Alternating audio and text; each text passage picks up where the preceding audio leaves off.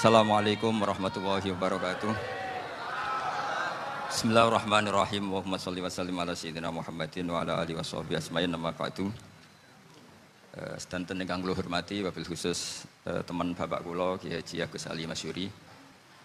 Beberapa kiai yang tanpa ngurangi rasa hormat, saya hormati semua. Ini ada beberapa Gus. Ini saya ngaji insyaallah seperempat jam. Seperempat jam nanti yang menghisap Gus Kausar berapa Gus? 10 menit. 10 menit. Begini, sebetulnya saya membela semua umat Islam itu ahlul jannah. Karena saya ini ibarat marketing. Kalau orang Kristiani itu kan setiap orang mati sudah tenang bersama Bapak di surga. Jadi kampanye itu menarik sekali. Sementara kita sudah kiai, sudah imam masjid, sudah ulama, masih saja dikhawatirkan su'ul khotimah. Ini kalau kampanye ini tidak imbang, ini nanti saya takut kalah. Makanya saya bilang pokoknya semua orang mukmin itu ahlul jannah. Karena memang asli hadisnya seperti itu, man qala la ilaha illallah dakhalal jannah. Bahwa kemudian ada beberapa kiai yang mungkin wataknya itu pesimis, kemudian bikin sekian aturan-aturan yang sebetulnya itu cerminan dari pesimisnya, terus akan-akan masuk surga itu susahnya bukan main. Nah itu saya tidak setuju karena tadi pasti kalah dengan kampanye sebelah yang setiap orang mati dibilang sudah tenang bersama Bapak apa? Di surga. Jadi ini penting. Terus kedua saya bilang agama ini sudah begitu baik. Masa kunci surga sudah dibocorkan miftahul jannah la ilaha illallah. Masa sudah pegang kuncinya nggak jadi masuk surga itu kan aneh. Ya sudah masuk saja, tapi tidak usah minta bantuan saya, masuk aja. Kan sudah pegang kuncinya. Terus ketiga, kenangan terburuk saya ketika jadi kiai itu gini, saya ada beberapa guru SD datang ke saya. Ini agak-agak masalah besar. Gus boleh nggak buka ujian nasional yang masih disegel? Semua guru bilang nggak boleh, itu kriminal kan. Ada satu guru yang bikin analogi agak kacau. Boleh saja. Wong ujian di kuburan saja dibocorkan para kiai nggak apa-apa. Itu.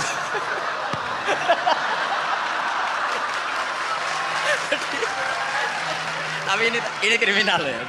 Perhatian kepada kiai, nggak boleh memukul pemateri.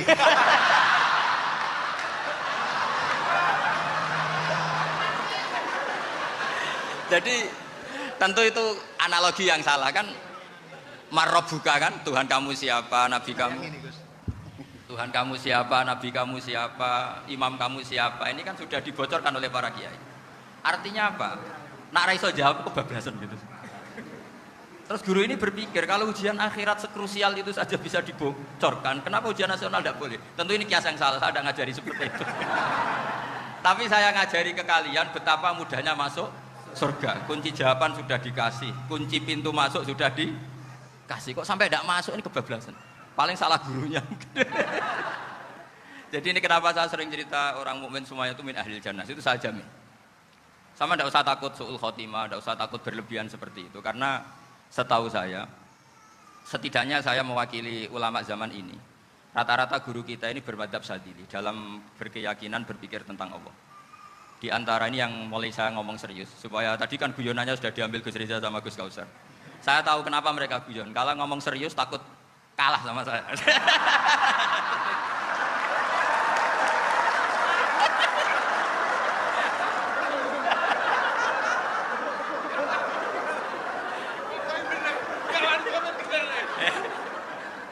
Karena saya ini sudah terkenal pemikir serius, jadi artinya itu satu kepintaran mengalihkan.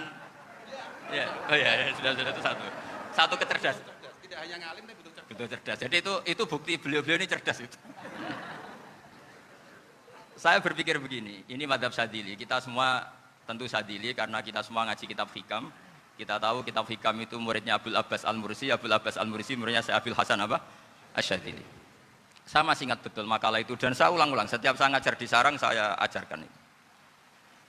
Kilali kata Abdul Hasan Asy-Syadzili, saya pernah dapat hatif, dapat semacam ilham.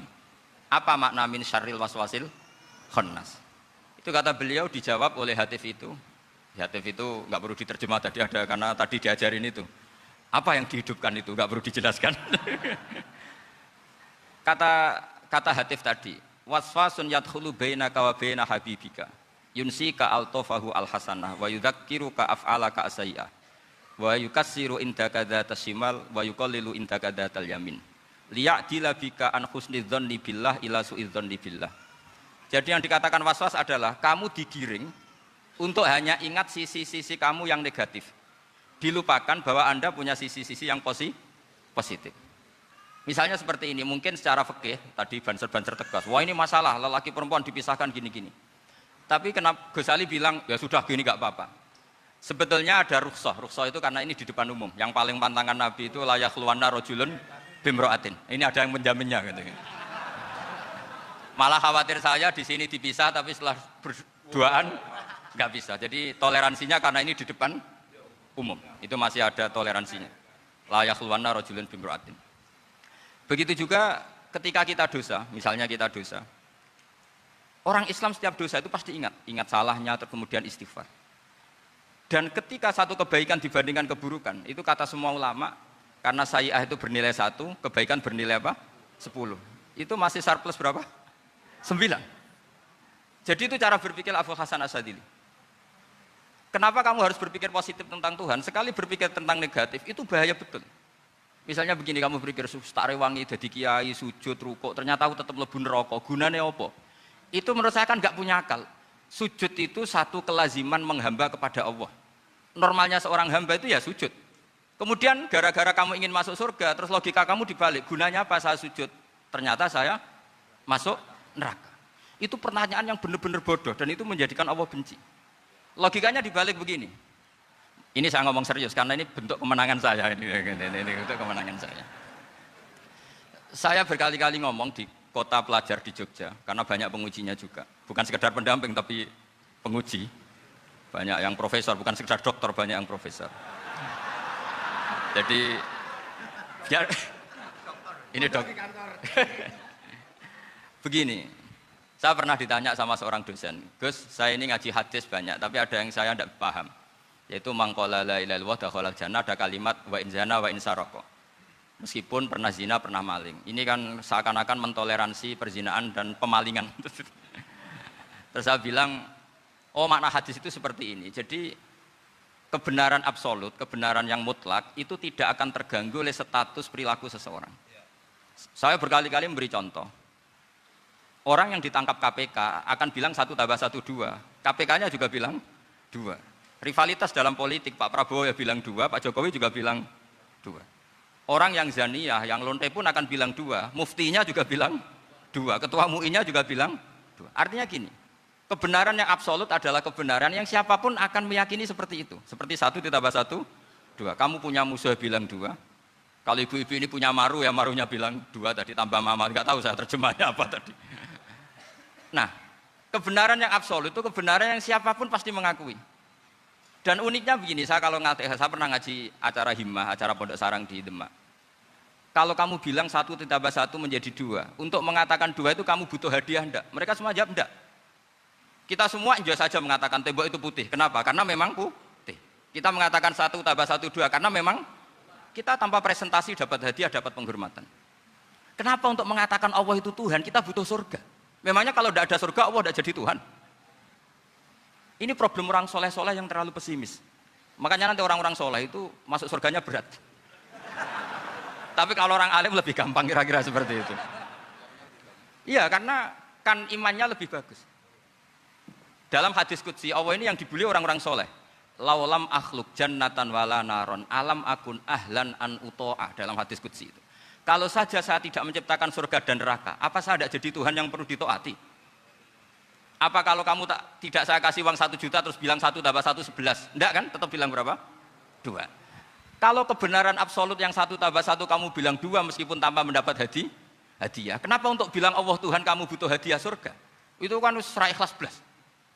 Makanya saya terus mengajarkan ikhlas. Ikhlas itu bisa dilatih dengan akal, dengan pikiran, bil ilmi lah. Harus dilatih. Nah di sini ini momen atau makna yang mestinya harus difahami wa inzana bahwa kalimat ini sah meskipun dilafadzkan seorang yang pernah zina. Sama seperti 1 tambah 1 2 sah, diucapkan siapa saja sah. Dan siapapun akan mengucapkan itu secara ikhlas. Ini penting saya utarakan. Sehingga setelah ada firqah-firqah takfiri yang mengatakan orang megang keris itu syirik, ke kuburan syirik, ini syirik. Itu salah besar. Salahnya adalah tadi kalimat-kalimat atau kebenaran-kebenaran absolut ini sudah jadi sibghatullah man ahsanu minallahi sibghah.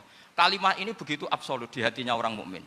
Sehingga ketika terganggu oleh hal-hal yang adat istiadat kayak pegang keris, kayak apa, ini tidak mengganggu. Tetap kualitas iman ini di atas keyakinan adat membawa apa keris. Kalau orang membawa keris menjadi syirik karena percaya sama makhluk. Orang misalnya kejawen kalau nggak bawa keris nggak nyaman.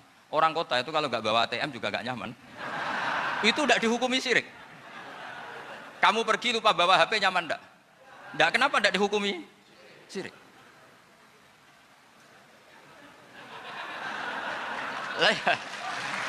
Jadi ini logika-logika. Jadi makanya ini Gus Reza boleh ngeritik saya. Saya itu berkali-kali bilang, saya termasuk ulama yang mau bikin gerakan cangkem elek. Karena nanti kalau saya nisbatkan ke Rasulullah itu tidak pantas karena Nabi ahsanan nasi khalqau wa khuluqa. Tapi saya siap jadi bempernya Rasulullah sallallahu alaihi wasallam. Pernah ada diskusi di Jakarta, ini kisah nyata. Apa dalilnya setelah sholat salaman? Mana hadisnya? Itu dijawab hadisnya tentu kita kesulitan. Kalaupun ada hadisnya dhaif semua yang masalah musafahan. Akhirnya mau tidak mau dijawab pakai cangkem elek. Boleh enggak kamu setelah salam nyalain HP yang off? Boleh. Boleh enggak ke kamar mandi? Boleh. Oh berarti kencing boleh, nyalain HP boleh, yang enggak boleh itu ingat Allah. Karena mereka mengkritik wiridan, ngeritik salam. Akhirnya mikir deh. Ada enggak hadisnya orang setelah sholat nyalain HP? Enggak ada kan?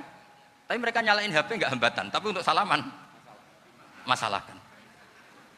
Ke kamar mandi boleh, tapi untuk wiridan enggak boleh. Akhirnya mereka sadar, oh iya, lama-lama dibisi gini yang kelompok itu. Kamu itu korban aliran supaya kamu gak ingat Allah, ingatnya HP-nya. Sehingga orang wiridan kamu kritik, orang nyalain HP tidak kamu kritik. Itu kelompok itu adalah kelompok orang-orang yang supaya orang Islam itu lupa Tuhannya. Itu gerakan cangkem elek, tapi jadikan orang sadar. Jadi ini penting. Jadi kalau kamu tidak bisa bela agama dengan jalan yang lurus karena tidak bakat gitu. Gak apa-apa pakai cangkem elek tadi, karena gak mungkin gerakan ini dinisbatkan kepada Rasulullah Shallallahu Alaihi Wasallam. Kalau soal sanad, saya punya sekian sanad tentang itu, tapi tidak usah kamu ikuti. Ada orang tanya, ya Pak Kiai kalau setan dibakar di neraka panasan enggak? Ya panasan. Lo kan setan dari api, ngapain harus panasan? Kan materinya sama. Terus Kak Kiai tadi gak kesulitan, dia ngambil pasir, disawur di wajahnya. Wah sakit Kiai, kamu kan dari tanah, kena tanah kok. Jadi itu ada sekian, artinya gini ya, kalau kesulitan jawab pakai baik-baik ya sudah pakai cangkem elek itu aja kan. Tapi tentu kan gerakan ini tidak mungkin dinisbatkan kepada para nabi.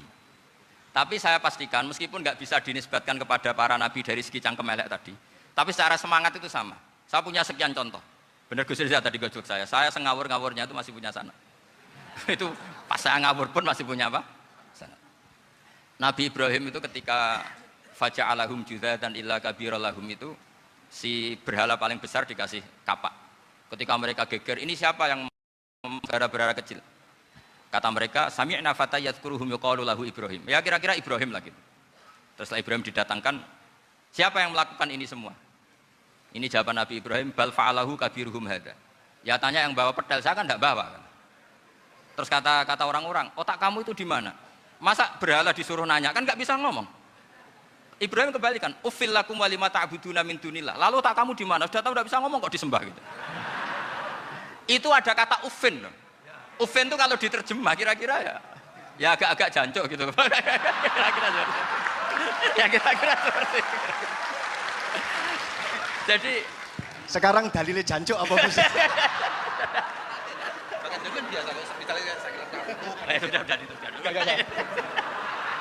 Gimana? Jancuk itu dari daksu, dak tinggalkanlah suan perkara sing elek. Krono ilate wong Surabaya kakean rawon, akhirnya ngomongnya jancuk.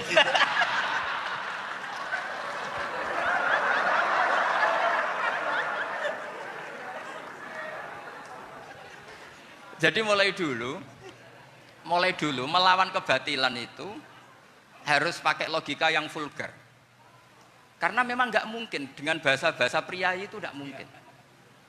Dan ini penting saya utarakan. Nah, kalau nanti nggak mungkin dinisbatkan kepada Rasul karena Nabi adalah ahsanan nasi khalqa wa khuluqa, kita yang ngambil alih saja. Gus Reza, saya, Gus Hasan ini cara cangkem elek kan pantas. Luas. Selain bakat ya sudah natural. Karena memang itu cara kita menjelaskan kebenaran. Saya ulang lagi, itu cara kita menjelaskan apa? Kebenaran. Mau tidak mau. Saya pernah ditanya sama seseorang, Gus, beberapa nabi itu kan poligami. Poligami itu bukti hiperseks. Karena yang tanya itu orang nasionalis yang nggak pati senang Islam. Terus tak balik tanya, perempuan itu makhluk lemah enggak? Iya lemah. Kalau nolong lama satu itu gimana? Ya baik. Kenapa nolong dua jadi tidak baik? Harusnya kalau nolong tiga tidak baik. Tapi saya tidak dukung poligami. Ini cerita. Setidaknya mereka jadi ingat. Saya itu pernah ditanya agak-agak orang ateis. Dia benci Islam, tapi meneliti Islam. Pertanyaan kedua, kenapa dalam perang itu seakan-akan Nabi itu perampok? Hartanya orang kafir disita, kemudian menjadi ghanimah. Itu kan kayak ngerampok.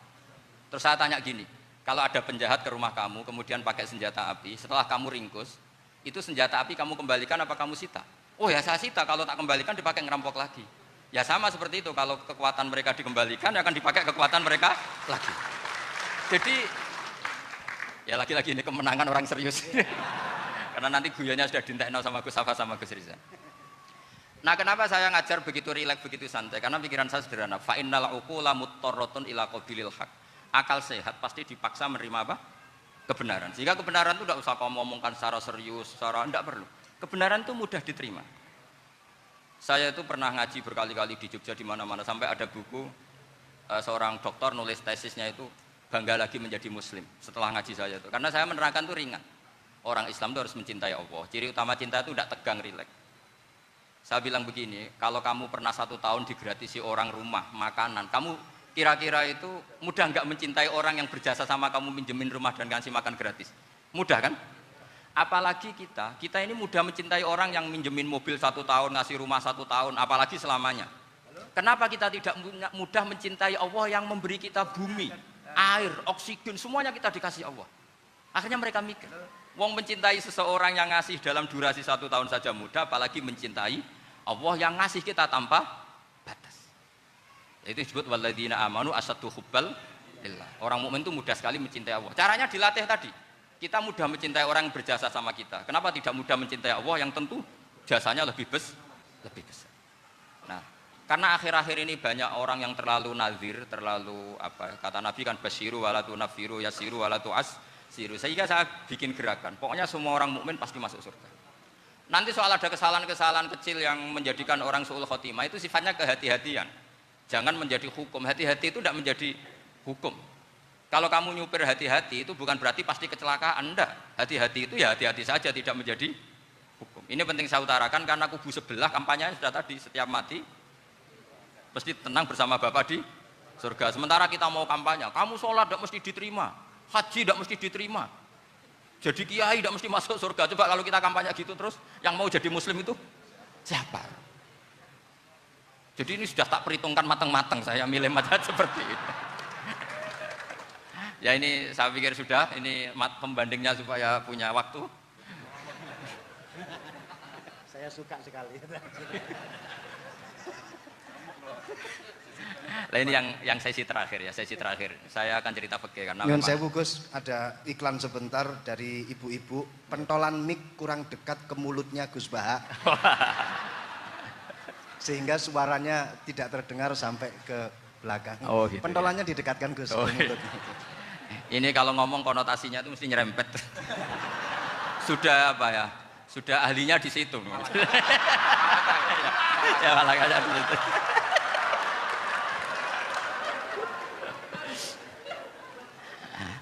Dalam sesi terakhir saya cerita pentingnya pembanding. Imam Rafi'i itu yang ngarang kitab Muharrar. Kitab Muharrar ini adalah ringkasan dari kitab Al-Wasit. Al-Wasit itu karangannya Imam Ghazali. Al-Wasit sendiri ini khas ngaji NU, karena NU maknanya Nahdlatul Ulama, gerakan para ulama. Jadi kalau nggak ngerti alim-alim seperti itu ya ada NU. Sebenarnya sampai itu pasnya Nahdlatul Ummah, gerakan umat. Tapi kan sudah jadi partai politik Nahdlatul Ummah. Karena yang katakan NU itu Nahdlatul Ulama, gerakannya para ulama. Imam Rafi'i itu berpendapat sujud itu cukup pakai baduk, pakai jidat. Itu dalam kitab Muharrar. Wal asoh anna sujud yasihu mau cukup biwatil jabhah. Ketika Imam Nawawi mentasih kitab Muharrar namanya Minhajut Thalibin, itu mengkritik Imam Rafi'i. Kata beliau, sujud itu untuk sah harus melibatkan 7 anggota karena berdasar hadis umirtu an asyuda ala sapati azumin, yaitu al jabhah wal yaden warubaten wal kodamen, yaitu jabhah 2 tangan, 2 lutut dan 2 kodamen. Akhirnya saya ngecek di kitab asli Imam Rafi'i termasuk Ashabut Tarjih dan Imam Nawawi, 2 orang ini khilaf. Kan nggak mungkin kita sebagai mushahihnya karena yang khilaf ini 2 ulama besar, satu Imam Rafi'i, satu Imam siapa? Nawawi. Kita tidak bisa hanya mengikuti Fathul Mu'in yang mengatakan idza khtalafan Nawawi war Rafi'u qudiman Nawawi, tidak bisa karena Imam Nawawi ini sering nginduk sama kitabnya Imam Rafi'i karena senior Imam Rafi'i. Setelah saya cek di kitab kitab asli Mamba ya, satu sumbernya semua mazhab apa? Syafi'i. Ternyata Imam Syafi'i nak ngedikan hanya begini. Wa uhibbu, saya suka setiap orang Islam sujud itu melibatkan 7 anggota karena itu aman, pasti sah. Tapi wayah tamilu kata beliau, tapi mungkin saja sujud hanya watul jabah itu sah. Kenapa kata Imam Syafi'i? Liqaulihi sallallahu alaihi wasallam atau li du'aihi apa sallallahu alaihi wasallam fi sujud sajadalaka wajhi wa sam'i wa basari. Nabi ketika sujud itu hanya berdoa, ya Allah sujud kepada engkau wajhi wa sam'i wa basari. Nabi tidak menyebut wayadi wa rubati wa qadami. Sehingga saya berkali-kali benar kata Gus, saya ini pembela umat sing sujude 7 anggota ya taklem pantes dadi Rais Suriah. Itu.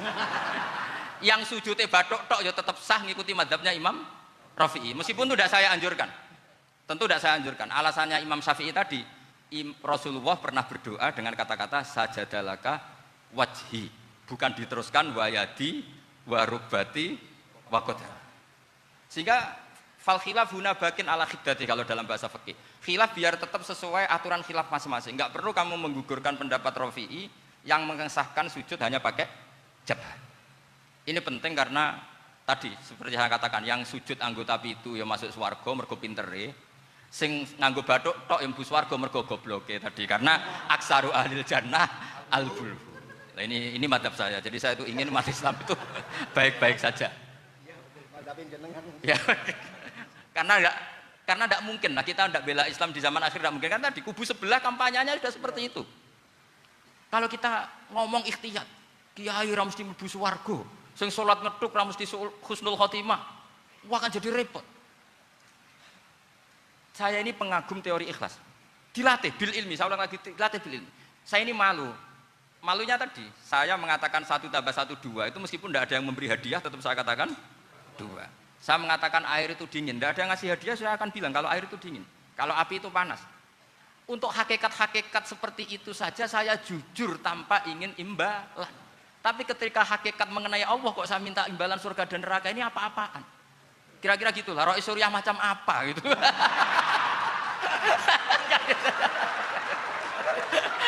Ya saya kira demikian. Assalamualaikum warahmatullahi wabarakatuh. Waalaikumsalam warahmatullahi wabarakatuh. Alhamdulillah. Baru kali ini ada seminar yang dikritik terus sama pemateri itu pendampingnya. Mestinya pembandingnya. Tapi luar biasa para milenial semuanya, Masya Allah, terlihat wajah-wajah surga di majelis ini. Walaupun toh yang hadir tidak semuanya milenial, ada post milenial juga di sini. Ada yang Gus dan juga ada yang Kiai. Kalau Gus biasanya kan masih bisa tolah-toleh, kalau Kiai harus fokus. Tapi yang paling fleksibel di PWNU Jawa Timur, yang paling enak itu adalah beliau, Kiai Haji Agus Ali Mazhuri. Enaknya pripun? Dadi kiai ya iso, dadi Gus ya iso. Itu posisinya paling enak di antara pengurus-pengurus yang lain. Tepuk tangan untuk beliau, enggak apa-apa. Langsung saya buka pertanyaan. Yang ditanya 2 orang, jangan pendampingnya. Yang ditanya 2 orang. Kalau enggak Gus Baha, Gus Kausar. Saya hitung sampai 10, nggak ada pertanyaan, kita tutup dengan doa. 1, 10. Ada yang 2 mawon, nggih? Pertanyaannya 2. 1, monggo. Yang perempuan, saya ingin yang perempuan, monggo. Sudah 2, silakan.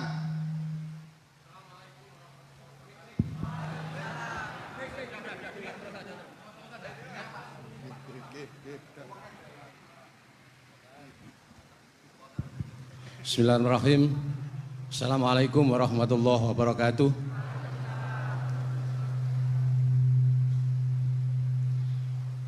Yang saya ingin tanyakan kepada Gus Baha, saya itu sering ngaji lewat YouTube panjenengan Gus.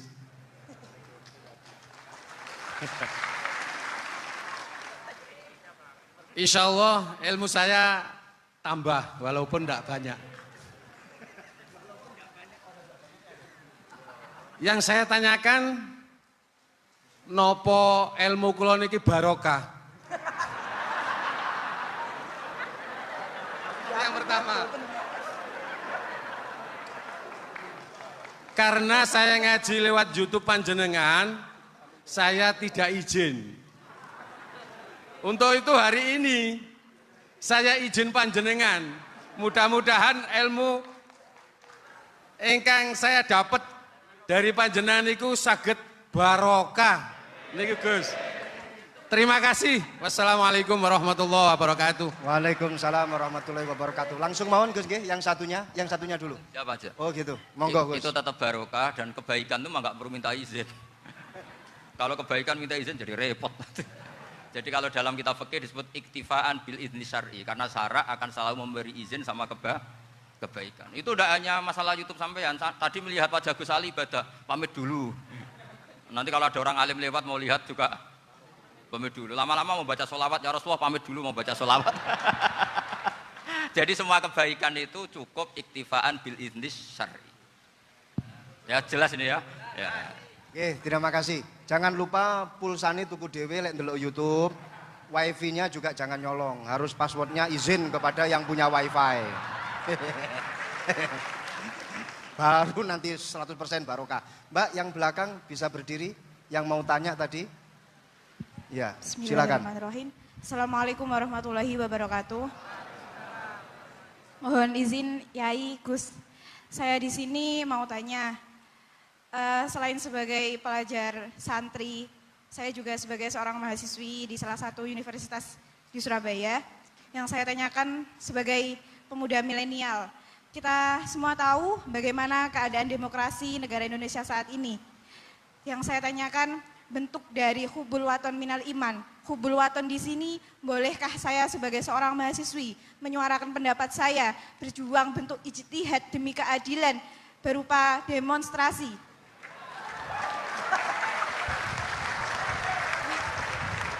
Ngapunten. Yang saya tanyakan di sini, bagaimana menurut Gus, apakah saya melakukan demonstrasi ini sudah baik atau sangat baik atau mungkin perlu dikaji kembali? Terima kasih. Wassalamualaikum warahmatullahi wabarakatuh. Hubungan antara demonstrasi dan hubbul wadon minal iman. Hah? Oh ya, hubbul waton minal iman. Monggo Gus.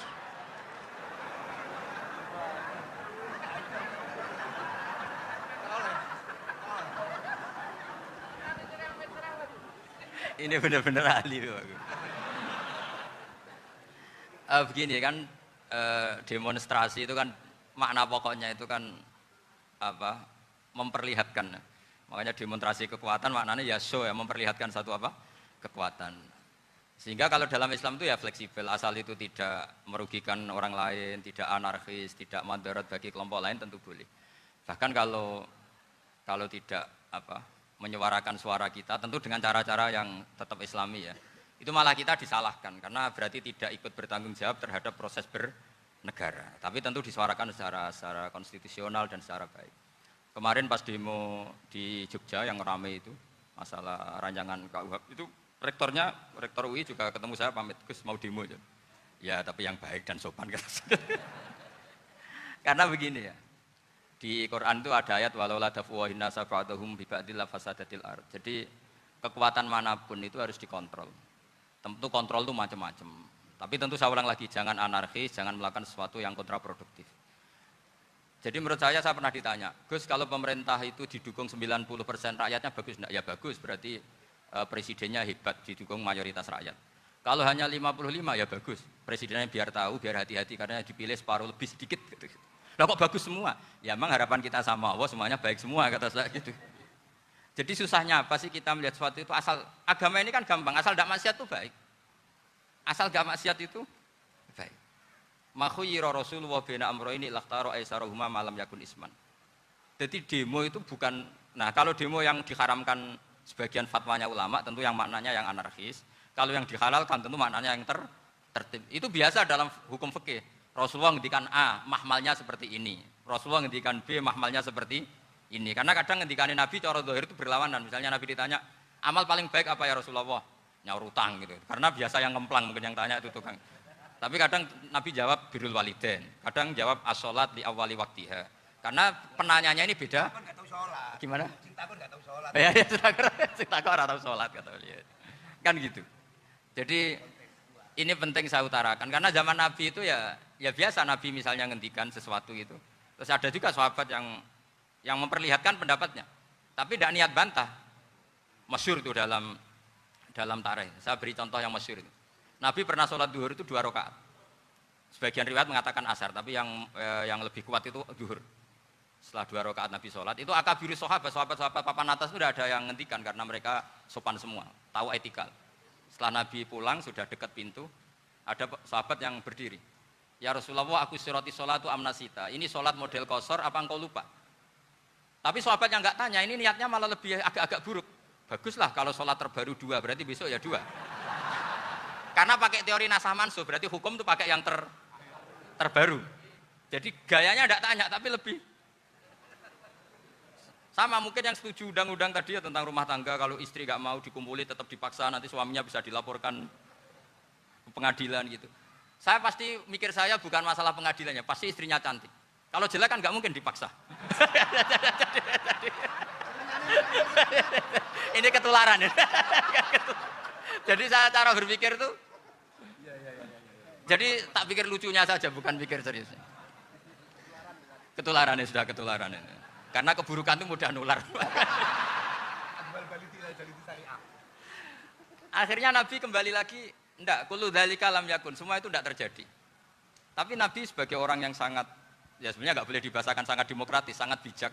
Nabi kembali lagi ke mimbar terus tanya, ahakun maqalahu dzulyaten, apa betul yang dikatakan dzulyaten tadi? Kata sahabat semua, betul ya Rasulullah, tadi engkau sholat hanya 2 rakaat. Nabi kemudian takbir lagi, meneruskan 2 rakaat terus salam. Artinya kalau demonstrasi itu dengan makna mengutarakan pendapat dengan cara yang dijamin konstitusi, ya itu kan normal-normal saja, nggak ada masalah. Saya pernah derekno bapak, itu ada pertanyaan yang benar-benar mengusik saya. Ada orang miskin datang ke bapak, Pak Yai, jadi wong melarat itu ra enak. Sajane ya wis suwe dadi melarat ra enak. Itu pas Ramadan. Kenapa kata bapak? Bapak saya itu teman akrabnya Gus Ali, itu senengane ya guyon, mau meninggal aja masih guyon. Bapak itu guyon terus. Kenapa? Sudah puasa nggak makan, buruh orang macul itu kan berat. Mau istirahat nggak boleh karena buruh orang. Enak jadi wong sugih puasa diam di rumah gini-gini terus. Terus kata bapak saya gini, enak wong melarat. Jadi wong sugih nak puasa berat. Kok sakit ya? Esok mangan pecel, awan rawon, engkau sore sidik sate. Jadi yang harus ditinggalkan itu banyak. Nak sampean kan biasa meninggalkan itu semua. Semenjak itu dia, oh iya, nak ngono podo-podo abot. Jadi hasutnya pada orang kaya terus nggak ada. Nah ini pentingnya ilmu, jadi pentingnya pendamping tadi itu. Setelah diberi jelasan, oh maturuni ternyata podo-podo abot gitu. Dia nggak tahu susahnya jadi orang kaya. Ya sama seperti tadi, ya saya puasa, kerja gini-gini, bojo sitok elek, terus jadi yang bojone 4 cantik semua abot aku. Karena harus tinggalkan 4 yang cantik tadi, yang bisa menghidupkan tadi itu. Itu kan juga demonstrasi, artinya mengutarakan apa yang. Jadi itu saya pikir seperti itu. Ya ini, pokoknya gitu aja ya. Assalamualaikum warahmatullahi wabarakatuh.